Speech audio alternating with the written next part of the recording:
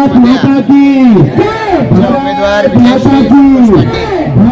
नंदकुमार म्हात्रे आणि त्याच्याबरोबरीनं आमचे उमेदवार नितेश पाटील, संतोष भोईर या चारही उमेदवारांना या संपूर्ण प्रभागामध्ये अतिशय चांगलं असं जनसमर्थन मिळतंय। खरं तर महापालिकेची स्थापना झाल्यापासून या संपूर्ण महापालिकेच्या हद्दीमध्ये विविध गावांमध्ये विकास कामांना सुरुवात झालेली आहे। आधी असलेली ग्रामपंचायत आणि त्याच्या तुलनेनं महापालिका झाल्यावर मिळणारा निधी याच्यामध्ये मोठ्या प्रमाणात फरक आहे। पायाभूत सुविधांची कामं म्हणजे ज्याच्यामध्ये भुयारी गटार योजना असतील, पिण्याच्या पाण्याच्या योजना असतील, यांची कामं आहे 2026 वर्ष संपता पूर्ण होणार आहेत आणि या गावामधल्या सर्व पद्धतीच्या सोयीसुद्धा मिळाल्या पाहिजेत यासाठी आम्ही प्रयत्नशील आहोत। जसा तळोजा या ठिकाणी, पिसारवे या ठिकाणी तलाव झालेला आहे, तसंच आता करवले या ठिकाणी होतोय, किरवली या ठिकाणी होणार आहे आणि जवळपास या सगळ्याच परिसरामध्ये प्रत्येक गावाच्या ठिकाणी महत्त्वाचे प्रकल्प हे आता व्हायला लागलेले आहेत।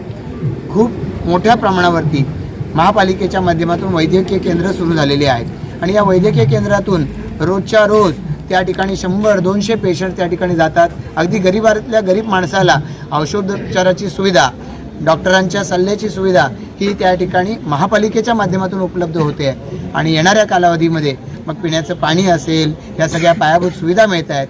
महापालिकेचा जो शहरी भाग आहे त्या शहरी भागाच्या समकक्ष या परिसरामध्ये सुद्धा सुविधा मिळाल्या पाहिजेत। याच्यासाठी भारतीय जनता पार्टी आणि महायुती दक्ष आहे, आम्ही दक्ष आणि आमचे हे सर्व उमेदवार यांना लोकांचं चांगलं समर्थन मिळतं आहे। अनेक वर्ष या भागावरती शेतकरी कामगार पक्षानं आपल्या परंपरागत शैलीमध्ये वर्चस्व गाजवलं, पण शेतकरी कामगार पक्षाच्या माध्यमातून कामांची डिलिव्हरी होताना दिसत नाही। केवळ खोटी आश्वासनं दिली जातात। जे नेतृत्व यांच्या बॅनरवरती आहे ते 4.5 वर्ष झालं तुरुंगामध्ये बसलेलं आहे। बँकेचा घोटाळा करून यांनी जे पैसे कमवले त्या आधारे राज्य करण्याचा प्रयत्न केला।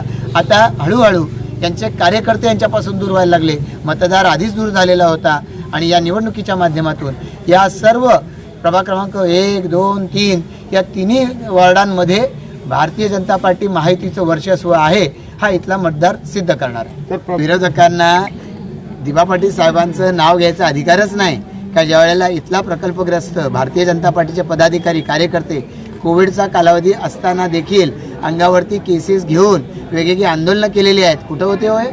त्यावेळेला दिबा पाटील साहेबांचं नाव माहिती नव्हतं? या उलट आंदोलनच का करावं लागलं का तुम्ही बाळासाहेब ठाकरेंचं नाव देत होतं। आम्ही म्हणतो बाळासाहेब ठाकरे मोठे आहेत, पण दिबा पाटील या ठिकाणचे भूमिपुत्र आहेत, त्यांचं या भूमीसाठी रक्त सांडलेलं आहे, घाम गाळलेला आहे आणि त्यांचं नाव द्यायचा आग्रह भारतीय जनता पार्टीनं प्रामुख्यानं घेतला। त्यावेळेला हे सगळेजण हे बाळासाहेब ठाकरेंच्या नावासाठी होते, हे कोणी दिबा पाटील साहेबांच्या नावाचा आग्रह धरत नव्हते। यांचं सरकार जायच्या 1 दिवस आधी अब्रू वाचावी म्हणून दिबा पाटील साहेबांचं नाव घेऊन गेले।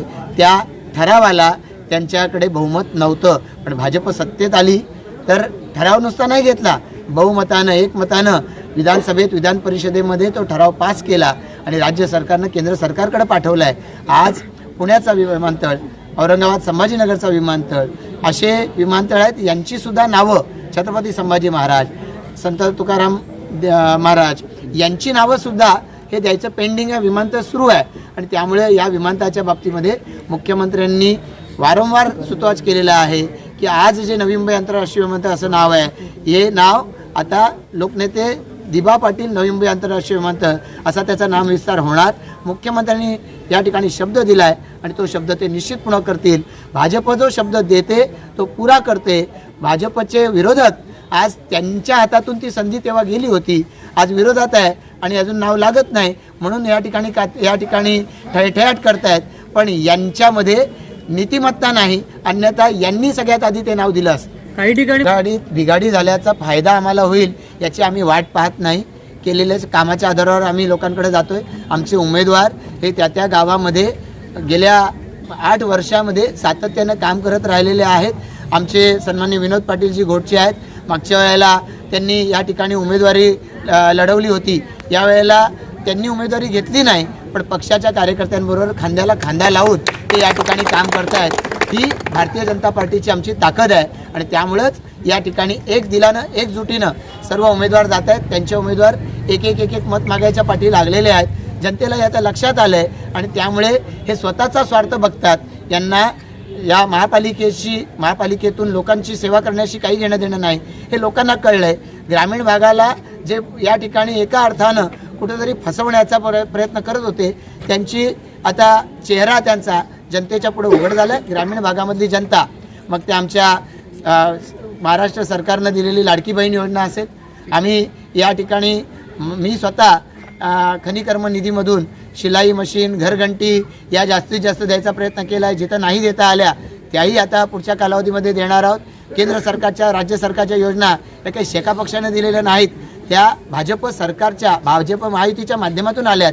त्यामुळे त्या लोकांपर्यंत आम्हीच घेऊन गेलो आहे. आतून परिवर्तन आहे. घराघरातल्या महिला घराघरातले पुरुष हे बोलून दाखवत आहेत. मतपेटीतून ते 16 तारखेला दिसेल. सर प्रचार आमचा सुरू आहे. सभांवरती आम्ही भर देत नाही आहोत. घरोघरी जाऊन संपर्क करण्यावर आमचा भर आहे.